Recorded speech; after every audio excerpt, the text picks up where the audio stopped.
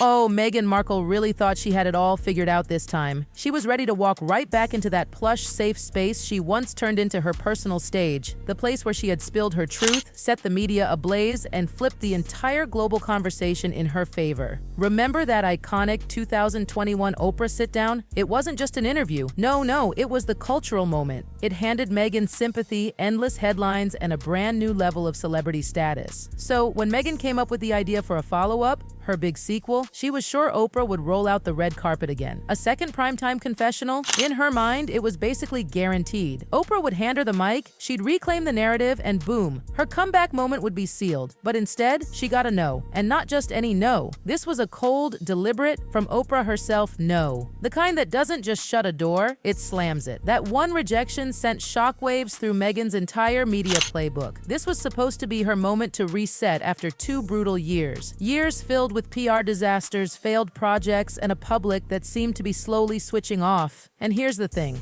Oprah's refusal? It wasn't about scheduling conflicts or timing issues. This was a calculated step back. A very loud, very clear message. Even Meghan's most loyal media allies were no longer willing to put their reputations on the line for her. When Oprah walks away, people notice. She's not just another talk show host. She's a gatekeeper, a validator, the kind of person whose blessing can open doors most people can't even knock on. But that door is now shut, and Meghan's left in the hallway wondering what on earth went wrong. What makes this so much more brutal is that Oprah built her empire on second chances, on empathy, on redemption arcs. She's never been afraid of controversial guests. She's made a career out of handling them. But Meghan? This time, Oprah decided she wasn't worth the gamble. Why? Because the fallout from that first interview was insane. Millions watched, millions judged. Yes, Meghan got attention, but she also got fact-checked, called out, and hit with claims that parts of her story didn't quite add up. So Oprah did what any smart, brand-protective media queen would do. She looked at the optics, weighed the risk, and decided, not again.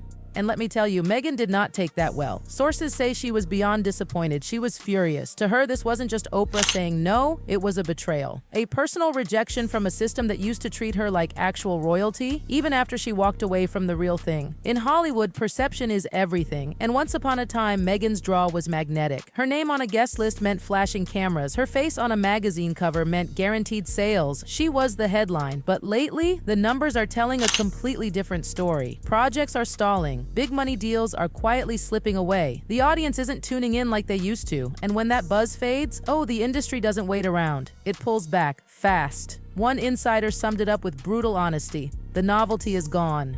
And that kind of sentiment spreads through Hollywood faster than wildfire.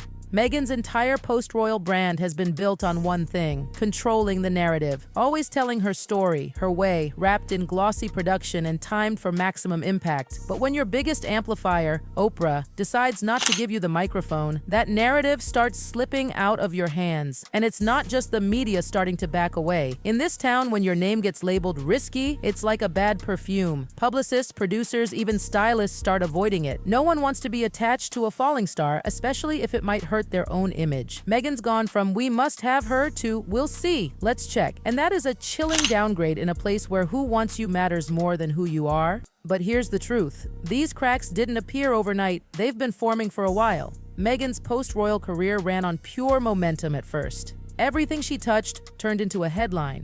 The multi-million Spotify deal, the Netflix docuseries, every red carpet appearance dissected like a royal news dispatch. But hype? Hype is fragile. And when it fades, the question gets ugly. What's actually working? Spotify was supposed to be a long-term win. Millions poured into a project designed to showcase Meghan's voice. But the reality? Only a handful of episodes ever saw daylight. Production delays, inconsistent content, and lukewarm reviews haunted the show. Eventually, Spotify pulled the plug and the message was crystal clear: if the audience isn't biting, the platform moves on. Then there was Netflix.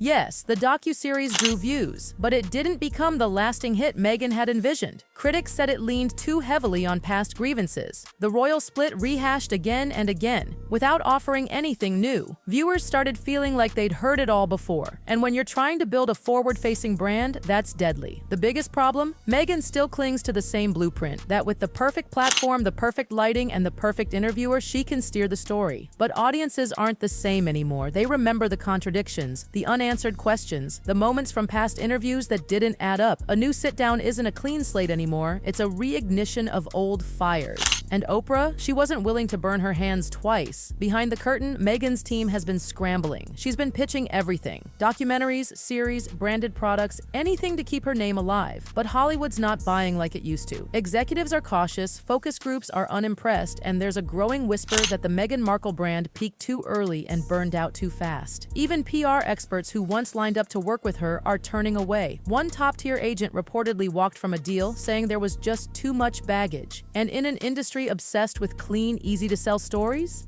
that's basically a death sentence. There's another problem too: image fatigue. Meghan's story has been told so many times in so many ways that even her supporters are starting to zone out. The themes, racism, betrayal, isolation, once felt urgent and raw. Now they feel recycled, and without new material, the perception is that she's stuck in the past. In entertainment, reinvention isn't just important, it's survival. The stars who make it are the ones who sense the public mood shifting and adapt instantly. Meghan hasn't done that. She's still fighting the same battle, with the same weapons, on a battlefield that's already moved on. And now, with Oprah out of the picture, there's no one left to package her narrative in a way that feels fresh or irresistible. The real nightmare for Meghan isn't the thought of losing fame, it's the thought of losing control. She's already watched her story get picked apart, twisted, and turned into internet memes. And now, without a trusted platform to hit the reset button, her narrative is no longer hers. It belongs to the tabloids, the bloggers, and her critics. In the royal world she left behind, power came from titles. In the Hollywood world she chose, power comes from attention. And Meghan's, it's slipping fast. Hollywood doesn't send you a memo when it's done with you. There's no announcement, no dramatic breakup, it just stops calling. Calls go unreturned. Invitations stop coming. Meetings get pushed to later, which everyone knows means never. And Meghan, who once had the media machine spinning in her palm, is now hearing a silence so loud it's deafening. What makes it sting even more? She knows exactly what that silence means. The elite circles that used to welcome her are now quietly treating her like a liability. And this isn't just about friendships or private dinners, this is about brand safety, about reputations, about the very real consequences of standing next to someone the public no longer trusts. Oprah's decision wasn't just one woman's choice, it was a signal. In this town, if Oprah walks away, everyone else starts wondering if they should too. And guess what? They are. Names that once felt like obvious collaborators, Gayle King, Ellen DeGeneres, Trevor Noah, are keeping their distance. Quietly, strategically, and with zero public drama. The domino effect is in motion. Meghan's upcoming media appearances, sources say several have been postponed indefinitely. That's industry speak for, we don't want you right now, but we're too polite to say it. Even philanthropic boards, usually the safest place for a public figure in crisis, are backing off. One charity insider admitted, anonymously of course, that they didn't want the distraction of Meghan's name attached to their next campaign. Imagine going from symbol of hope to potential distraction in just a few years. Inside Meghan's camp, frustration is boiling over. Whispers say she feels abandoned, betrayed, even punished for speaking her truth. But here's the brutal reality. It's not just what she said, it's how many times she kept saying it. The public's attention span is short, and if you keep showing them the same act, they start looking for the exit. That's the cruel irony of fame. You have to constantly evolve just to stay in the same spot. And now, with fewer and fewer safe spaces left, Meghan is staring down a downgrade she's never had to face before. Smaller outlets, interviewers who won't protect her image, media that won't give her full editing control. And once that illusion of exclusivity is gone,